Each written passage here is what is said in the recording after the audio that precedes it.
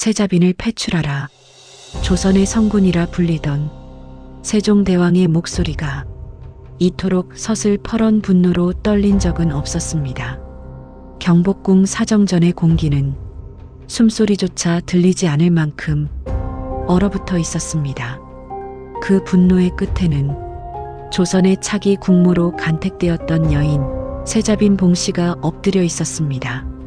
한때는 조선에서 가장 아름다운 여인이라 칭송받으며 만백성의 축복 속에 궁에 들어왔던 그녀였으나 지금 그녀의 발치에 떨어진 것은 세자빈의 권위가 아닌 추악한 스캔들의 잔해뿐이었습니다. 어찌하여 나를 이리도 모질게 내치려 하십니까? 저하께서 단 한 번이라도 저를 따뜻하게 보아주셨다면 제가 어찌 이 지경까지 이르렀겠나이까? 봉씨는 자신을 외면하는 남편 이양을 바라보며 절규했습니다. 그것은 단순한 한 여인의 몰락이 아니라 유교라는 거대한 질서로 세워진 조선 왕조의 근간이 흔들리는 소리였습니다. 조선 왕조 역사상 단 한 번도 상상조차 할 수 없었던 일, 왕세자의 아내가 궁녀와 동침하며 남녀의 교합을 흉내냈다는 전대미문의 사실이 만천하에 드러나는 순간이었습니다. 사랑받고 싶었던 여인의 외로움이 어떻게 광기로 변질되었는지, 그리고 그 광기가 어떻게 금기된 사랑이라는 파국으로 치달았는지 실록이 차마 다 담지 못한 그 은밀하고도 처절한 기록을 오늘 낱낱이 파헤쳐 봅니다. 가을이 깊어가는 경복궁은 새로운 세자빈을 맞이할 준비로 분주했습니다.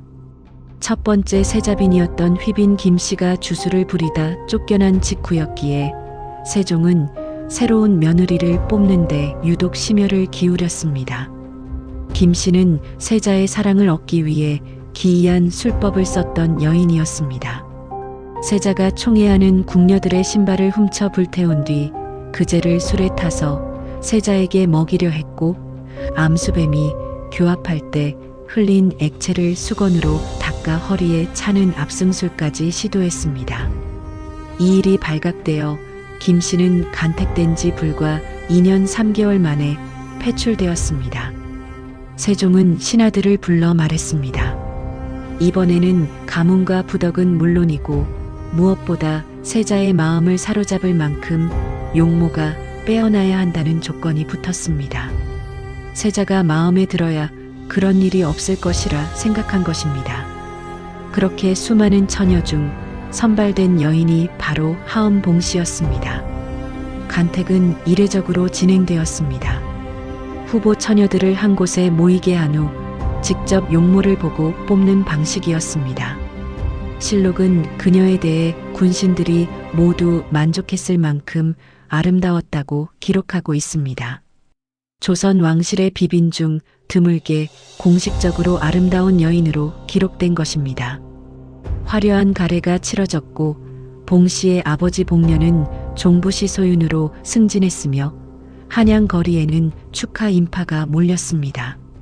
세종은 새로운 며느리에게 온갖 정성을 쏟았습니다. 하지만 화려한 가례 뒤에 가려진 동궁전의 밤은 생각보다 훨씬 냉혹했습니다. 유교 국가 조선에서 왕세자빈이 되려면 마땅히 배워야 할 덕목들이었습니다. 여사를 불러 연려전을 가르치게 했습니다. 부덕, 부언, 부용, 부공, 여성으로서의 덕성, 말씨와 언행, 용모와 태도, 바느질과 가사. 그러자 놀라운 일이 벌어졌습니다. 봉씨가 연려전을 읽다가 책을 마당에 내던진 것입니다. 내가 어찌 이것을 배운 후에 생활하겠는가라는 그녀의 말에 세종과 소원왕후는 깜짝 놀랐지만 곧 젊은 나이의 패기라고 여기며 넘어갔습니다. 이 일화는 그녀가 얼마나 규격화된 궁중 예법의 거부감을 느꼈는지를 잘 보여줍니다. 실록은 그녀의 성품이 거칠고 행동이 경솔했다고 기록합니다. 봉씨는 본래 자의식이 강한 여성이었던 것으로 보입니다. 하지만 궁궐은 그런 개성을 용납하지 않는 곳이었습니다. 세자 이양은 학문에 매진하며 정갈한 삶을 지향하던 전형적인 선비형 인물이었습니다. 그는 감성보다는 이성을, 열정보다는 예법을 중시했습니다. 반면 봉씨는 성격이 불같고 자의식이 강한 여인이었습니다. 두 사람은 근본적으로 맞지 않았습니다. 세자는 자신의 뜻을 굽히지 않는 강한 성정의 봉씨를 어려워하며 멀리하기 시작했습니다. 훗날 세자는 세종에게 이렇게 고백합니다. 내가 순빈을 총애한다면 비는 투기하고 사나워져서 비록 칼날이라도 또한 가리지 않을 것이며 만약 그 뜻대로 된다면 한나라 여우라도 또한 능히 이보다 더하지 못할 것입니다. 세자는 봉씨의 성격을 두려워했던 것입니다. 장차 왕비가 되어 권력을 잡을 수 있는 그릇이 아니라고 본 것입니다. 두 사람의 대화는 짧아졌고 세자의 발길은 다른 후궁들의 처소로 향했습니다. 정실 부인이 있는 방은 늘 불이 꺼진 채 정막만이 가득했습니다. 남편의 사랑을 받지 못하는 여인에게 궁궐은 세상에서 가장 화려한 무덤이었습니다. 봉씨는 매일 밤 홀로 잠들어야 했습니다. 아름다운 외모로 간택되어 최고의 자리에 올랐지만 정작 남편의 사랑은 받지 못했습니다. 세월이 흘렀습니다. 1년, 2년, 3년. 외로움은 점점 깊어져만 갔습니다. 봉씨는 그 공허함을 채우기 위해 술에 의지하기 시작했습니다. 항상 방 속에 술을 준비해 두고 큰 그릇으로 연거푸 마시며 취하기를 좋아했습니다. 이것은 단순한 술주정이 아니라 자신을 외면하는 남편과 답답한 궁궐을 향한 소리 없는 저항이었습니다. 세자빈이 된 지 6년째 되던 해 그녀의 정신을 완전히 무너뜨린 사건이 발생합니다. 세자의 후궁인 승희권 씨가 임신을 한 것입니다. 후사가 없던 봉씨에게 이 소식은 자신의 위치를 뒤흔드는 치명적인 위협이었습니다. 소식을 들은 봉씨는 궁궐 밖까지 소리가 들릴 정도로 대성통곡했습니다. 그녀의 질투는 곧 폭력으로 이어졌습니다. 그녀는 임신한 권 씨를 비롯해 세자가 조금이라도 총애하는 기색이 있는 궁녀들을 무자비하게 폭행했습니다. 동궁전은 늘 비명과 울음소리가 끊이지 않는 지옥으로 변해갔습니다. 세종이 세자를 불러 타일렀습니다. 여러 후궁들이 있다고는 하나 정부인에게서 아들을 두는 것만큼 귀한 일이 있겠느냐? 세자는 마지못해 잠시 봉씨를 가까이 했습니다. 그러자 봉씨는 되돌릴 수 없는 위험한 선택을 내립니다. 세자의 아이를 가졌다고 거짓말을 한 것입니다. 세종은 몹시 기뻐하며 그녀를 특별히 대우했으나 이 거짓말은 오래가지 못했습니다. 어느 날 봉씨는 갑자기 유산을 했다고 주장했습니다. 단단한 물건이 형체를 이루어 나왔는데 지금 이불 속에 있다는 그녀의 말에 세종은 상궁들을 보냈지만 이불 속에는 아무것도 없었습니다.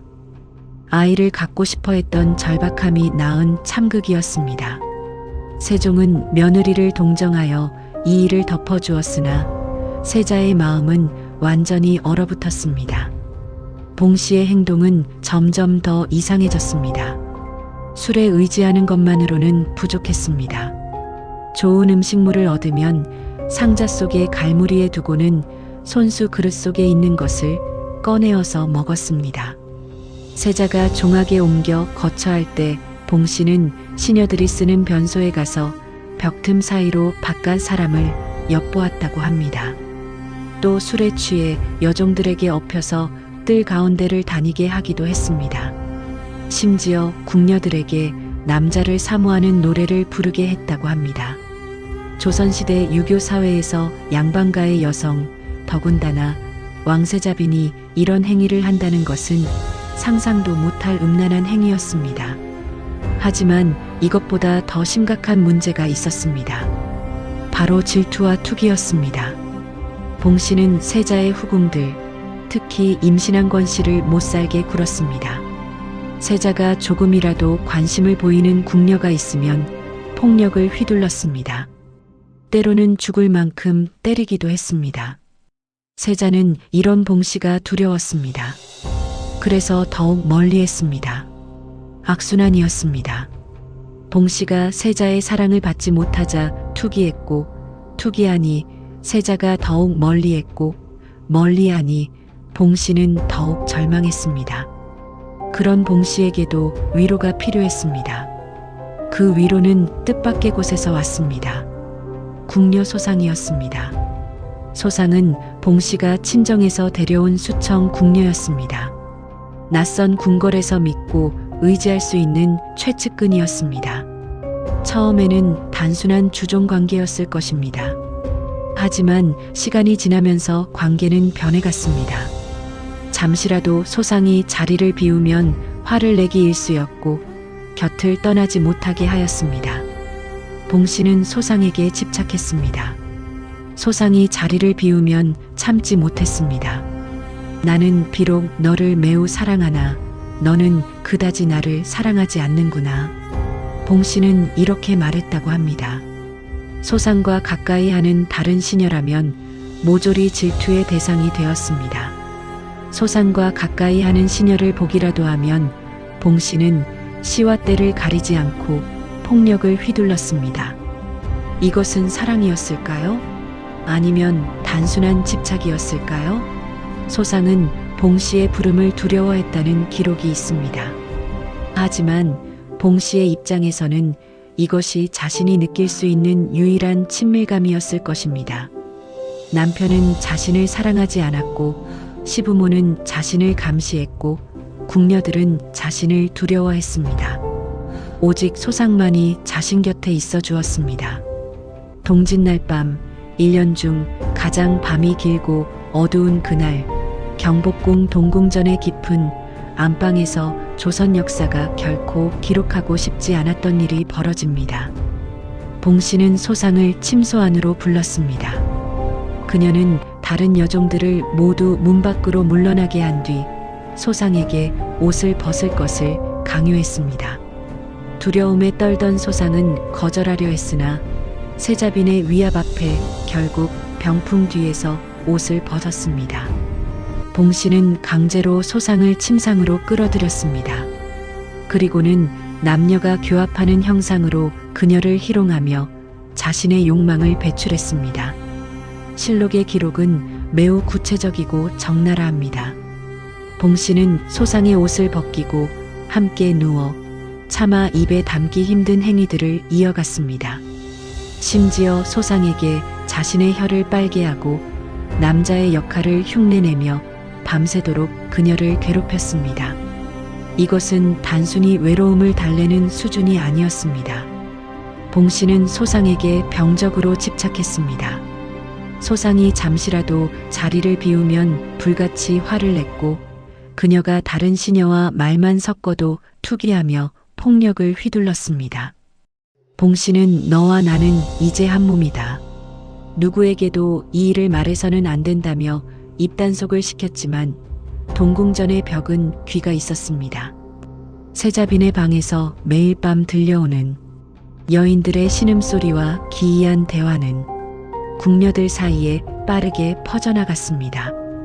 봉씨는 소상과 밤을 보낸 후 자신이 직접 이불을 정리했습니다. 원래 세자빈의 잠자리는 궁녀들이 담당하는 것이었는데 봉씨는 이를 거부하고 자신이 직접 했습니다. 그리고 그 이불을 세탁하는 일도 최측근에게만 은밀히 지시했습니다. 무언가를 숨기려는 행동이었습니다. 소문은 점점 커졌고 마침내 세종의 귀에까지 들어갔습니다. 세자빈께서 소상을 너무 총애하신다던데 잠시라도 곁을 떠나면 화를 내신다더라. 직접 이불을 정리하신다던데. 소문은 점점 구체적으로 변해갔습니다. 소상이 빈의 처소에서 밤을 보낸다던데 다른 궁녀들은 모두 밖에서 자는데 소상만 안에서 잔다더라. 소상과 가까이 지내는 궁녀를 보기만 하면 세자빈께서 직접 매질을 하신다던데. 세종은 믿을 수 없었습니다. 하지만 확인해야 했습니다. 소원왕후는 직접 확인하기로 했습니다. 은밀히 측근 상궁을 시켜 봉 씨의 처소를 지켜보게 했습니다. 며칠 후 상궁이 보고했습니다. 소문이 사실인 듯합니다. 소상이 밤마다 빈의 처소에 들어가 아침에 나옵니다. 더 충격적인 보고가 올라왔습니다. 한 궁녀가 우연히 목격한 장면이었습니다. 그 궁녀는 급한 일로 빈의 처소 근처를 지나가다가 살짝 열린 문틈으로 안을 보게 되었습니다. 봉 씨가 소상에게 혀를 빨도록 시키고 있었습니다. 궁녀는 황급히 자리를 떴지만 이 일을 상궁에게 보고했고 상궁은 소원왕후에게, 소원왕후는 세종에게 보고했습니다. 세종은 더 이상 모른 척할 수 없었습니다. 세종은 직접 소상을 불러 신문했습니다. 방 안에는 세종과 소원왕후 그리고 떨고 있는 궁녀 소상이 있었습니다. 소상은 몸을 떨며 입을 열었습니다.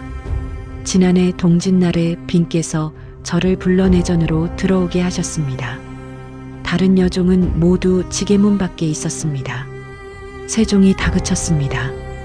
그 다음은 저에게 같이 자기를 요구하심으로 저는 이를 사양했으나 빈께서 윽박지르심으로 마지못하여 옷을 한 반쯤 벗고 병풍 속에 들어갔더니 소상의 목소리가 더욱 떨렸습니다.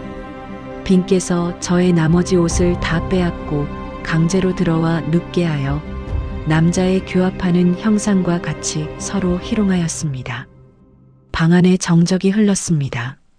세종은 눈을 감았습니다. 소원왕후는 고개를 돌렸습니다. 세자빈 봉 씨는 부인했습니다. 아니옵니다. 억울하옵니다. 저와 그런 것이 아니고 소상이 단지와 그런 짓을 한 것입니다. 두 궁녀는 더불어 서로 좋아하여 밤낮 없이 목을 맞대고 혓바닥을 빨았습니다. 저희끼리 한 짓으로 저는 처음부터 그런 일이 없었사옵니다. 세종이 날카롭게 물었습니다.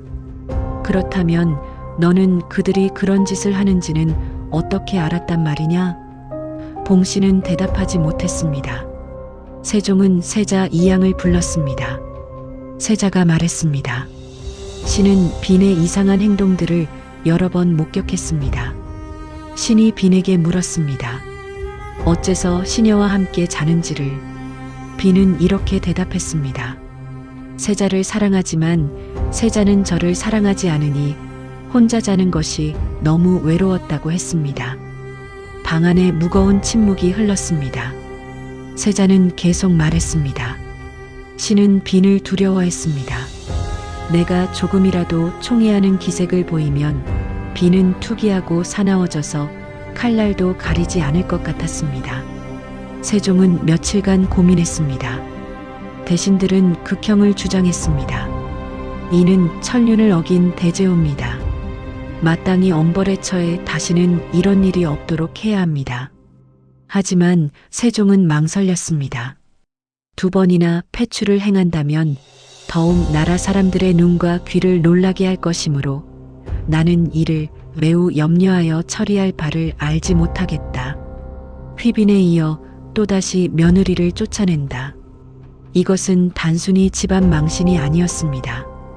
왕실의 위신이 걸린 문제였습니다. 하지만 결국 세종은 결단을 내렸습니다. 세종은 사정전에서 전교를 내렸습니다. 봉 씨를 폐서인하고 궁 밖으로 내쫓는다는 명이었습니다. 세자빈에 오른 지 7년 만의 일이었습니다. 세종은 말했습니다. 나머지 일은 모두 가볍다. 만약 소상의 사건만 아니면 내버려 두어도 좋겠지만 소상의 사건을 듣고 난 후로는 내 뜻은 단연코 세자빈을 패하고자 한다. 결국 동성관계 문제가 결정타였던 것입니다. 하지만 세종은 덧붙였습니다. 이것은 나와 세자가 몸소 집안을 올바르게 거느리지 못한 소치이다. 이것은 사과였습니다. 왕으로서 시아버지로서 자신의 잘못을 인정한 것입니다. 봉 씨는 궁궐문을 나섰습니다. 그녀를 기다리는 것은 무엇이었을까요? 야사에는 이런 이야기가 전해집니다. 친정으로 돌아간 봉 씨를 아버지 봉녀가 허리띠를 풀어 딸의 목에 감고 자, 목을 매달아라. 다시 태어날 때는 사내가 되어서 나오너라라고. 하지만 이것은 사실이 아닙니다. 봉녀는 딸이 폐출되기 3개월 전에 이미 세상을 떠났습니다. 시간적으로 불가능한 이야기입니다. 이 야사는 아마도 후대 사람들이 만들어낸 이야기일 것입니다. 봉 씨의 비극을 더욱 극적으로 만들기 위해서였을까요? 실제로 봉 씨에게 무슨 일이 일어났는지는 역사에 기록되어 있지 않습니다. 폐출 이후 봉 씨의 행방은 역사에서 완전히 사라졌습니다. 그녀가 언제 죽었는지, 어디서 어떻게 살았는지 아무도 모릅니다. 다만 한 가지 분명한 것은 그녀는 조선 왕조실록에 기록된 유일한 여성 동성관계 사건의 당사자로 역사에 남았다는 것입니다. 우리는 이 사건을 단순히 자극적인 스캔들로만 보아서는 안 됩니다. 봉 씨의 광기는 조선이라는 거대한 유교 시스템이 낳은 부작용이기도 했습니다. 개성이 강한 여인을 예법이라는 틀에 가두고 사랑받지 못한 공허함을 채울 그 어떤 탈출구도 주지 않았던 사회. 그녀가 택한 금지된 관계는 어쩌면 그 숨막히는 감옥에서 벗어나기 위한 가장 극단적이고 처절한 비명이었습니다. 봉 씨는 조선 최고의 자리에 올랐습니다. 세자빈이었습니다. 장차 왕비가 될 사람이었습니다. 하지만 그 모든 권력과 신분이 그녀에게 줄 수 없는 것이 있었습니다. 바로 사랑이었습니다. 조선 왕실 역사상 2번째 세자빈 폐출 사건. 봉 씨 사건 이후 소원왕후는 궁궐 내에서 일어나는 궁녀들의 음행을 일제 조사했습니다.